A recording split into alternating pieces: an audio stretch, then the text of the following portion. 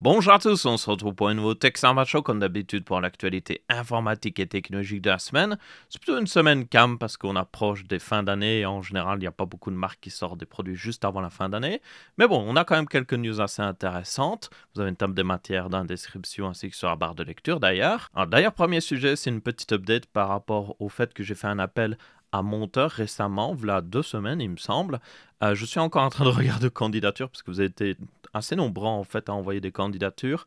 Donc ce que je vais faire, c'est juste trouver les personnes qui correspondent le mieux à mes besoins et puis peut-être leur donner une vidéo de test à faire qui sera payée. Par contre, là, il y en a qui sont proposés de faire le montage gratuit, mais je tiens à payer un monteur, comme ça au moins tout est propre et tout est bien fait. Et aussi évidemment la personne d'avoir une entreprise, comme ça c'est fait légalement.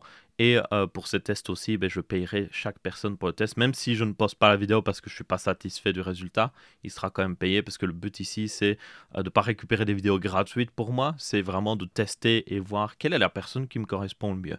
Donc si vous avez posté une candidature ou plutôt vous avez envoyé un mail, je suis encore en train de regarder, j'ai répondu à personne pour le moment parce que là je suis en train de regarder les portfolios de tout le monde, essayer de voir qui correspond le mieux au niveau style, qui a peut-être je sais pas moi, du background qui correspond mieux à ma chaîne. Ça prend un petit peu de temps et puis après je commencerai à poser des questions justement aux personnes qui semblent se correspondre justement à ce que je veux faire. Donc merci à tous ceux qui ont envoyé en tout cas un mail jusqu'à maintenant et ben, j'espère pouvoir répondre très prochainement à la plupart de ces emails en tout cas, parce qu'il y en a quand même beaucoup. La première news de la semaine, c'est une update par rapport à OpenAI. Le drama est enfin terminé. Donc je vous rappelle, voilà un peu plus d'une semaine maintenant, Sam Altman avait été viré par le conseil d'administration d'OpenAI, ce qui était assez bizarre.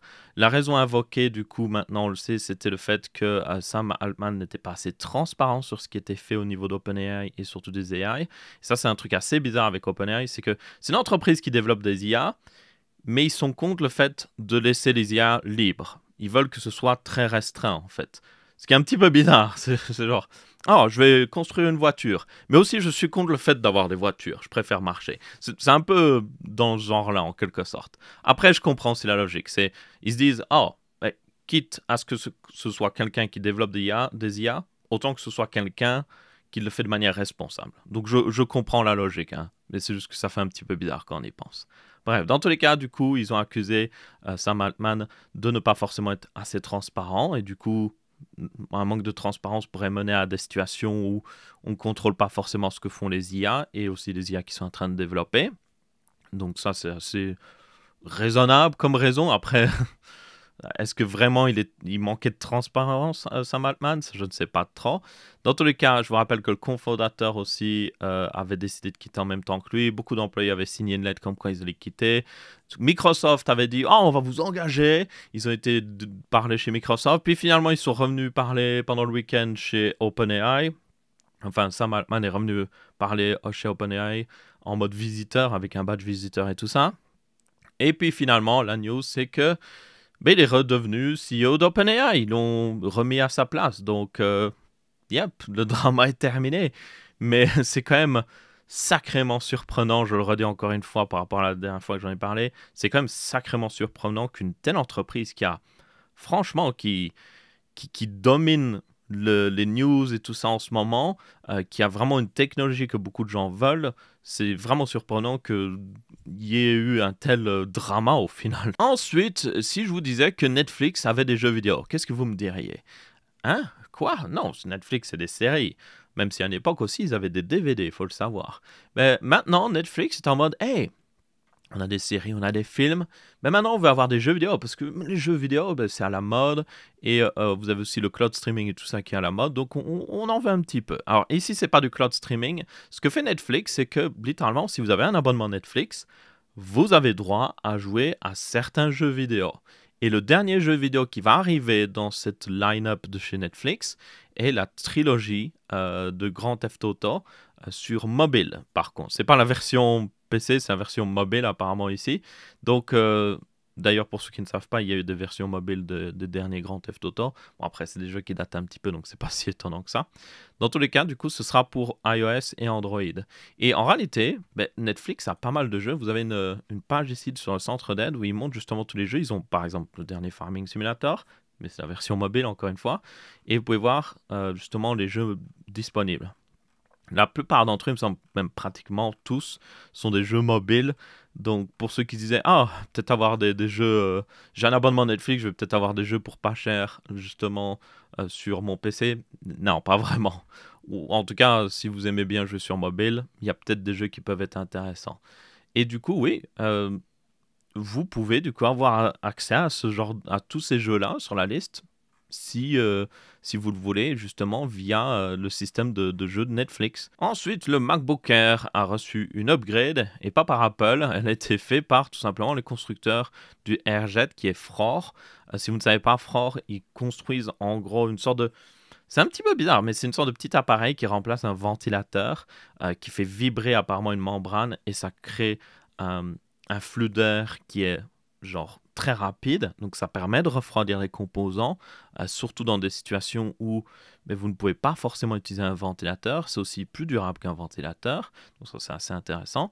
Dans tous les cas, ils ont décidé de tout simplement refroidir le MacBook Air. Donc c'est un proof of concept ici, c'est pas oh vous pouvez acheter ce produit dès maintenant, non c'est plus pour montrer hey, regardez ce qui est possible. Et ils ont même du coup envoyé des prototypes à plusieurs youtubeurs pour montrer un petit peu la chose. Je pense que le but ici, clairement, c'est de faire un grand clin d'œil à Apple pour que Apple soit en mode hey, ça peut être intéressant pour nos ordinateurs, ça. Donc voilà à quoi ça ressemble le système. Ça a été totalement modé. Ils ont mis 3 systèmes de Frore, justement. Chaque système, il me semble, était capable de refroidir 5 watts. Donc c'est pour ça qu'ils en ont mis 3 ici. Ils essayent de travailler pour une version qui refroidira plus parce que vous devez bien vous en douter, 5 watts ou jusqu'à 10 watts, il me semble, de refroidissement, c'est pas encore assez pour la plupart des laptops modernes, mais pour des petits appareils qui auraient juste besoin d'un petit peu de flux d'air et où c'est important peut-être d'avoir une meilleure durabilité, peut-être une tablette haut de gamme, autre chose, ça peut faire le job. Donc c'est justement pour ça qu'ils ont choisi le MacBook Air, parce que le MacBook Air, je vous rappelle, n'a pas de ventilateur. Apple a décidé de juste mettre une plaque de refroidissement passive. Donc cette plaque suffit quand vous faites juste quelques tâches rapidement, mais si vous stress testez le système pendant 10 minutes d'affilée, vous allez avoir de gros problèmes, ou surtout ça va réduire les performances. Donc là, ce test a prouvé que le MacBook Air est refroidi correctement. Il arrive à avoir les mêmes performances que le MacBook Pro 13 pouces, qui n'est plus en vente d'ailleurs, en version M2, qui utilisait le même processeur du coup, et lui avait un ventilateur et du coup n'avait pas ce problème de surchauffe. Donc oui, ça fonctionne. Est-ce que vous devriez faire ça à votre MacBook Air? Non, totalement pas, parce que la modification est très bancale. Ils ont aussi enlevé des trucs, ils ont enlevé un speaker sur le côté, tout ça. Croyez-moi, vous ne voulez pas ça dans votre ordinateur. Mais c'est quand même très intéressant de voir que si c'était implémenté par Apple directement, donc fait correctement, on pourra avoir justement un excellent refroidissement du coup. Maintenant, parlons un petit peu Nvidia. Il y a quelques news par rapport à eux et surtout au niveau intelligence artificielle parce que à l'heure actuelle, le gros du marché de Nvidia, ce n'est pas vous ou moi ou les personnes qui achètent des ordinateurs portables avec des cartes graphiques RTX, c'est les gens qui ont besoin d'accélérateurs pour intelligence artificielle. Là, le marché est en train d'exploser en ce moment et le leader du marché est Nvidia. Pour vous donner une idée, leurs revenus ont augmenté depuis l'année dernière. Sur la même période, ils ont augmenté de 279%, ce qui est énorme. Donc pour donner aussi quelques chiffres, des 18 milliards de revenus de l'entreprise, 14,5 ont été générés justement par tout ce qui est data center, donc bien souvent des accélérateurs d'IA. Et du coup, GeForce, donc la division GeForce qui est des cartes graphiques, on va dire, pour Monsieur Tout-le-Monde, ça c'était juste 2 milliards, 2,8 milliards. Donc comme vous pouvez voir, c'est rien du tout, c'est vraiment un extra. Alors ça reste une somme d'argent non négligeable, mais c'est juste un extra pour eux.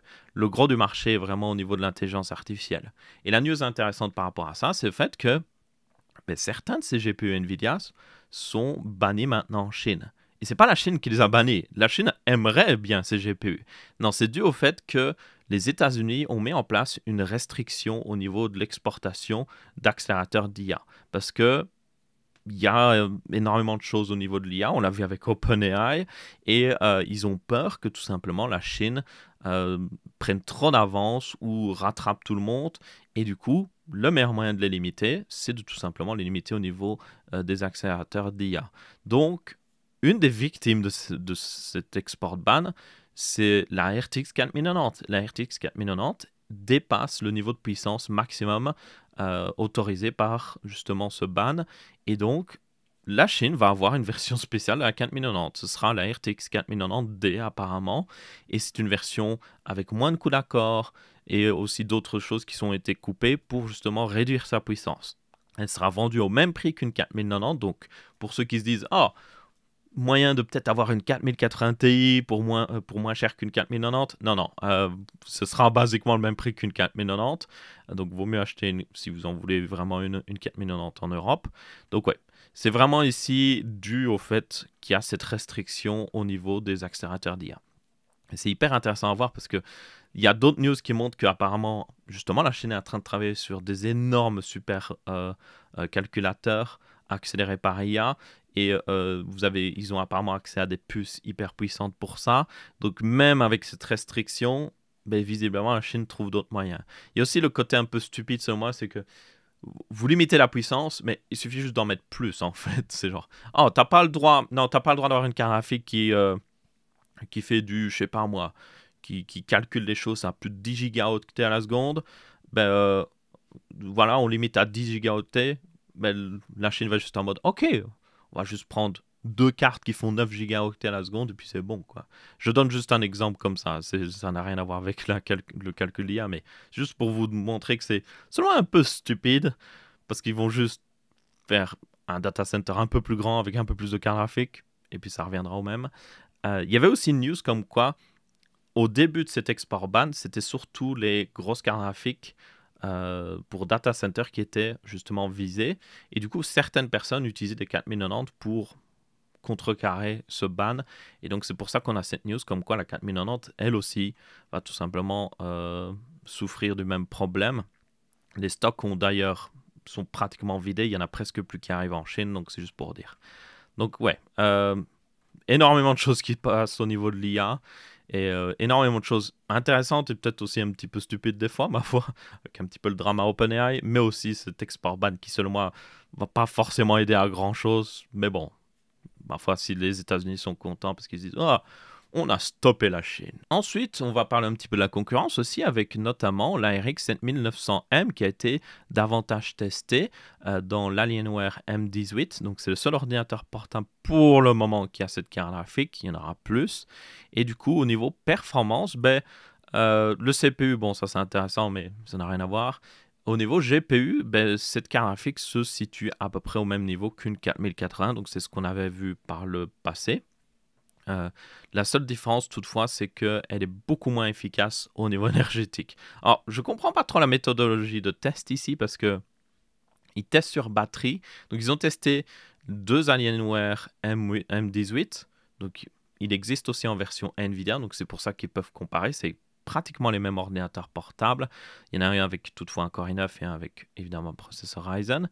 Et comme vous pouvez voir, en idle, ça tenait, il me semble que c'est 268, je ne sais pas ce que c'est cette unité, 268 en tout cas, et la version du coup RTX et i9 était 25% meilleure, et par contre quand vous utilisez le Wi-Fi, c'est là où vraiment il y avait une énorme différence. Mais là je comprends pas trop parce que selon moi ce test c'est que c'est pas vraiment la carte graphique qui affecte le Wi-Fi et tout ça.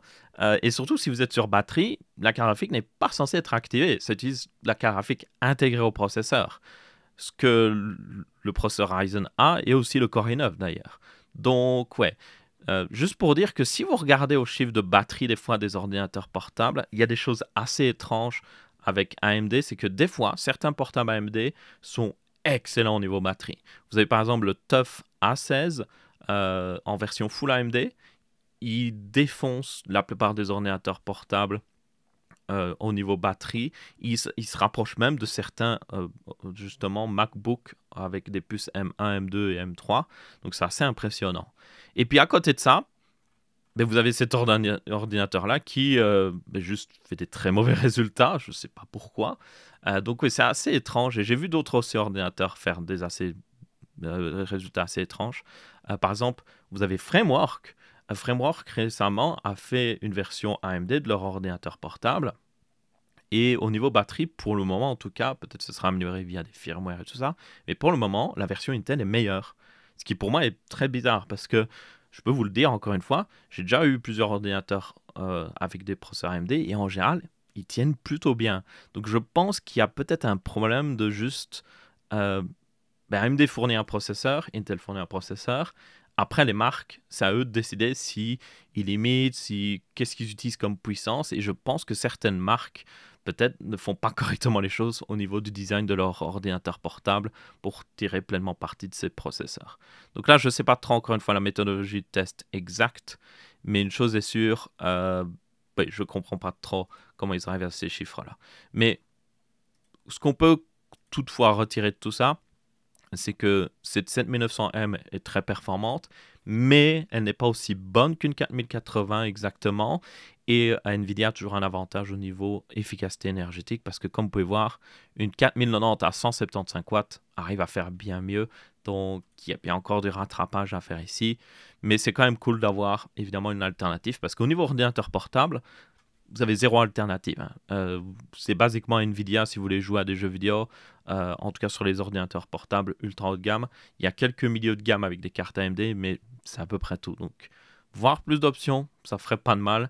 Et j'aimerais personnellement passer justement à un ordinateur portable full AMD, ou en tout cas avec une carte graphique AMD, mais c'est peu probable qu'il y en ait un qui sort avec un processeur Intel et une carte graphique AMD, ce serait un peu bizarre. Mais dans tout cas, si quelqu'un en fait, j'aimerais justement passer à ça parce que, comme je l'ai dit, avec mon PC récemment, je suis passé à AMD parce que je trouve que c'est important pour moi en tant que reviewer de montrer aussi que les cartes graphiques AMD, elles marchent bien, on peut les utiliser, il n'y a pas autant de bugs que les gens le pensent des fois, et c'est une bonne alternative aux cartes graphiques Nvidia, et c'est pour casser aussi le cycle de « Hey, qu'est-ce que je veux comme carte graphique? Oh, laisse-moi juste regarder ce que ce reviewer ou ce YouTuber tech a. Oh, mais il a une carte graphique Nvidia comme tous les autres, ben, je vais en prendre une. » C'est aussi pour casser ça. Donc, j'aimerais le faire sur ordinateur portable si possible. Il faut juste que j'en trouve un avec une bonne carte graphique parce que j'ai quand même besoin de beaucoup de puissance. Donc, on verra bien. Ensuite, nous avons une news justement sur un ordinateur qui pourrait m'intéresser parce que c'est un ordinateur full AMD avec un Ryzen 7 7840HS ainsi qu'une RX 7600M XT. Et ce qui est intéressant avec cet ordinateur portable, c'est qu'il est fait par Tuxedo et Tuxedo vend que des ordinateurs full Linux. Et c'est aussi d'ailleurs leur premier ordinateur full Linux gaming. Jusqu'à maintenant, c'était plus des petits ordinateurs. Donc, la 7600 MXT n'est peut-être pas la carte graphique la plus puissante au monde, mais si je me souviens bien, elle était au niveau d'une 4060, peut-être même des fois une 4070 dans certains cas, mais plus au niveau d'une 4060, qui est pas dégueulasse en fait. Donc, c'est cool de voir plus d'options à ce niveau. C'est aussi cool de voir des options full Linux. Donc, l'ordinateur arrive avec Linux préinstallé. Ici, pour information d'ailleurs, pour ceux qui se demandent, vous avez une version Ubuntu et vous avez aussi Tuxedo OS qui est basé sur Ubuntu avec KDE apparemment au niveau de l'interface utilisateur. Donc c'est raisonnable, on va dire, comme option. Après, je sais que les puristes Linux vont être en mode Ah, Ubuntu ah. Mais bon, c'est quand même cool d'avoir une option.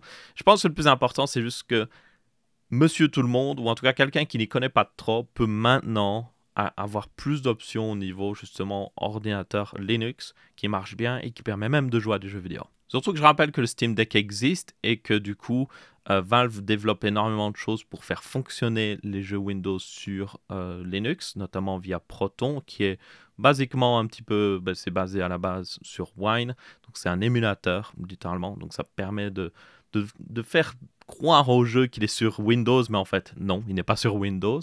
Et du coup, Proton s'est pas mal développé, forcément, surtout avec l'arrivée du Steam Deck.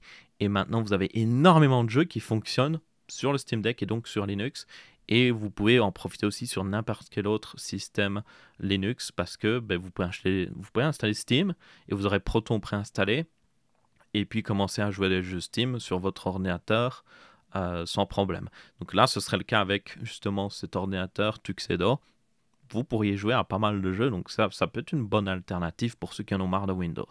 J'aimerais réellement beaucoup tester ça et je pense, même si je n'arrive pas à avoir accès à ce genre d'ordinateur, je pense juste mettre Linux évidemment sur mon PC, avoir peut-être un SSD spécial juste pour Linux et faire plus de tests parce que je pense que ça pourrait être intéressant.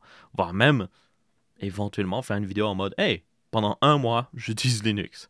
Ça pourrait être un peu compliqué, mais je pourrais le faire parce que notamment DaVinci Resolve, qui est mon programme d'édition, il est fait normalement pour Linux à la base, donc vous pouvez l'avoir sur Linux, donc ça peut être intéressant. Ensuite, on a une news sur la RX 7900 GRE, donc Golden Rabbit Edition, qui est un graphique normalement réservé à la Chine, mais qui est basiquement disponible en Europe. Alors, normalement, officiellement, vous pouvez l'avoir si vous achetez un PC. Donc un PC pré-monté ou peut-être en pièces que vous montez par vous-même, mais dans tous les cas, c'est comme ça que vous l'obtenez. Vous l'obtenez avec d'autres, justement, composants. Eh bien, depuis quelque temps, évidemment, certains sites vendent directement la carte graphique sans devoir acheter un PC. Donc là, c'est le cas de ce site-là. Et les prix sont en train de chuter. Et ça, c'est plutôt une bonne chose. Donc là, vous avez une 7900 GRE de base, XFX, c'est le modèle référence, à 603 €. Et pour vous donner une idée aussi au niveau des prix, la 7800 XT est vendue 509 € au plus bas. Et vous avez même la 7700 XT qui a énormément chuté à 443 €. Alors, elles ne sont pas toutes à 443, mais ça juste montre à quel point elle avait besoin de chuter de toute façon au niveau prix, parce que je rappelle que la 7700 XT n'est pas une mauvaise carte, c'est juste qu'elle est à un très mauvais prix, et je ne sais pas pourquoi AMD l'a mis aussi proche de la 7800 XT. Enfin bref. Du coup, ça c'est pas mal d'avoir plus d'options. Après, techniquement, vu la différence de performance, la 7800 XT reste souvent un meilleur choix, mais vous avez certains cas où la 7900 GRE peut être meilleure. Notamment, elle a un peu plus de puissance brute. Donc, dans certains programmes professionnels, elle peut être un petit peu plus intéressante. Même si derrière, sa RAM n'est pas la plus rapide. La 7800 XT a une RAM littéralement plus rapide. La 7900 GRE aussi est plus efficace au niveau énergétique. Donc ça peut être intéressant pour quelqu'un qui vise justement ça avec son PC. Donc ouais, pas forcément la meilleure carte graphique, mais c'est cool d'avoir plus d'options. Et si le prix continue de diminuer comme ça, ça pourrait être très bon. Et avec les rumeurs de, évidemment, RTX Super 4000 qui arrivent bientôt, à mon avis, on va avoir une nouvelle baisse au niveau des prix des cartes graphiques AMD parce qu'ils vont juste réajuster les prix pour correspondre avec la nouvelle offre d'NVIDIA. Et du coup, le gagnant dans tout ça, c'est nous. Donc ça, c'est plutôt cool. Et enfin, une petite dernière news, toujours au niveau AMD. Ma foi, il y a pas mal de trucs avec AMD, mais ici, c'est au niveau de One X Player qui a sorti évidemment un dock GPU externe qui est le One X GPU. C'est assez intéressant du coup de voir un peu plus d'acteurs sur ce marché-là parce que jusqu'à maintenant, on avait les trucs Thunderbolt qui fonctionnaient, mais c'était pas idéal. C'est un petit peu tombé dans l'oubli parce que le plus gros problème avec ça, c'est que les cartes graphiques étaient trop limitées. Si ça n'avait pas été aussi limité, certainement ça aurait continué d'exister, mais malheureusement voilà. Et du coup, maintenant, le seul vraiment gros acteur qui en fait beaucoup, c'est évidemment Asus avec leur GPU externe. Mais le problème, c'est qu'il coûte la peau des fesses, et pour moi, c'est pas le plus intéressant. J'attends toujours Asus, si vous regardez, j'attends toujours un dock GPU où je peux mettre ma propre carte graphique avec votre connecteur, justement, GPU externe que vous avez sur tous les flows, sur aussi la ROG Ally. Sortez ce produit et je pense que beaucoup de gens seraient intéressés parce que les GPU externes à 2000 balles, pas beaucoup de gens en veulent. Si je peux acheter un dock qui coûte, allez, même 300 € et mettre ma propre carte graphique, là ce serait beaucoup mieux. Surtout que j'ai le choix de la carte graphique du coup. Je peux mettre une AMD, je peux mettre même une Intel. Je peux mettre ce que je veux. Enfin bref, du coup c'est cool de voir justement One X Player se lancer un petit peu là-dessus. Sauf qu'ils font un petit peu comme Asus ici, parce que c'est un dock, comme vous pouvez voir, qui rajoute beaucoup d'IO, donc des ports USB en plus, un port Ethernet, des sorties vidéo, parce que forcément il y a une carte graphique intérieure, donc ça sort directement depuis là. Et donc ça vous permet de basiquement arriver avec votre One X Player, qui est une console portable, un petit peu comme le Steam Deck ou le ROG Ally. Vous arrivez, vous dockez, et là vous avez un PC fixe en quelque sorte. Parce que le processeur dedans est pas mal puissant quand même. Et là, avec la 7600M XT qu'ils ont mis dedans, qui va jusqu'à 120 watts, vous avez encore une fois l'équivalent d'une RTX 4060. Donc ça peut être pas mal pour la plupart des gens. Et donc c'est facile, tout est docké ici, l'écran, clavier et tout. Donc vous avez juste un câble à brancher. Donc franchement, ça peut être intéressant. C'est un peu ce que fait, comme j'ai dit, Asus. C'est juste que là, ben, c'est moins cher, donc ma foi, ça peut être intéressant. Pour info, il commence, en termes de prix, il commence à 599 $. Donc, réellement, c'est pas le plus abordable, mais c'est déjà beaucoup mieux que ce que fait justement Asus avec leur dock GPU externe. Même si techniquement, il y a un peu moins de puissance ici. Donc voilà, c'est à peu près tout. Il n'y a pas vraiment plus à dire. Comme vous pouvez voir, le câble ressemble à ça. C'est techniquement, il me semble, un câble. Ça ressemble vraiment à un câble Thunderbolt. Donc je ne sais pas exactement ce qu'ils utilisent ici, mais yep. Après, la 7600 MXT n'est pas la carte graphique la plus puissante au monde, donc c'est pas forcément hyper limitant, mais une chose est sûre, c'est cool d'avoir plus d'options et surtout plus d'acteurs sur le marché. Mais franchement, j'aimerais vraiment bien, encore une fois, ce dock GPU externe de chez Asus avec leur connecteur propriétaire qui marche plutôt bien, mais avec la possibilité de mettre la carte graphique que je veux. Là, ce serait la solution ultime pour moi. Et du coup, c'est à peu près tout pour ce Tech Ça Marche aussi. J'espère que vous avez bien apprécié. Si c'est le cas, vous laissez un pouce bleu. Si ce n'est pas le cas, vous laissez un pouce rouge. On se retrouvera du coup pour une prochaine vidéo et je vous dis ciao ciao.